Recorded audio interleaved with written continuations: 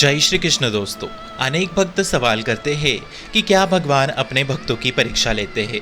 शायद हाँ, इसलिए भक्त दुखी रहते हैं या फिर उनके जीवन में परेशानियां ज़्यादा आती है। परंतु कारण जो भी हो, उत्तर हाँ है, क्योंकि जो भगवान के अति निकट जाता है भगवान उनकी परीक्षा लेते हैं। जो भगवान के निकट है, बहुत पास है, उन्हीं की परीक्षा होती है। पर जो भक्ति मार्ग पे तो है पर निकट नहीं है, उनकी परीक्षा भगवान नहीं लेते, बल्कि उनकी परीक्षा कोई और लेता है। रहती है बात सुख और दुख की, तो स्वयं वे मनुष्यों के कर्मों पे आधारित होते हैं। आपके गलत कर्म आपको दुख देंगे तो अच्छे कर्म सुख। इसलिए ऐसा बिल्कुल नहीं होता कि अगर भगवान परीक्षा लेते हैं तो दुख मिलता है, ऐसा बिल्कुल भी नहीं होता। पद्म पुराण के चौथे भाग के पाताल खंड के 48वें अध्याय के 36वें श्लोक के अनुसार इस संसार में जो सुखी है वे स्वर्ग से आए जीव है, और जो दुखी और रोगी होते हैं वे नरक से आए लोग होते हैं। इसलिए हर युग में आत्मा अपने कर्मों के अनुसार फल प्राप्त करती है, तो इस अनुसार आपके जीवन में सुख और दुख आते हैं।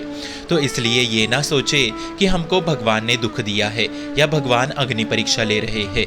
तो ऐसा नहीं है दोस्तों। सुख दुख कर्मों के अनुसार मिलता है, और जब हम कर्मों की परीक्षा में उत्तीर्ण होते हैं, मतलब अच्छे कर्म करके सदा सदा खुशी में सुख में आनंदमयी जीवन में रहते हैं, तब आपकी अगली परीक्षा माया लेती है। तो मनुष्यों की पहली परीक्षा होती है कर्मों की, जहां अच्छे कर्म कर सुख को प्राप्ति होना होता है। वही दूसरी परीक्षा भक्तों की होती है माया की। अब ऐसे सुखी इंसान को माया सब कुछ प्रदान करती है, जिससे भक्त सुख में भगवान को भूल सके।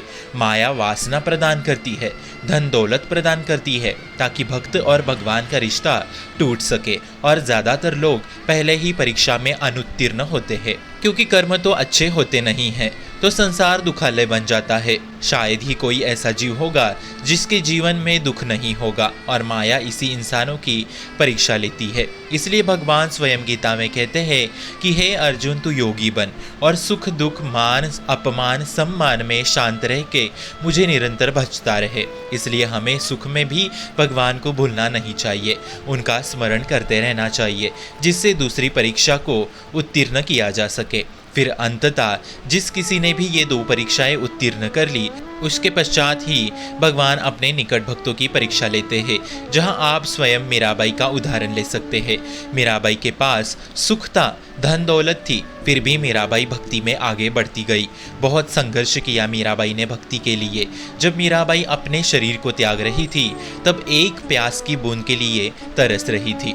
फिर भी उनके मुख से गोविंद गिरिधर गोपाल यही नाम का जप चल रहा था। और अंत में स्वयं भगवान राजाधिराज द्वारिकाधीश ने द्वारका मंदिर में मीराबाई को अपने भीतर शरीर समेत समा लिया। इसलिए कर्मों को साफ रखकर सुख को प्राप्त कीजिए। फिर हर एक परिस्थिति में भगवान को निरंतर भजते रहिए, और अंततः उस भगवान के धाम को प्राप्त होइए।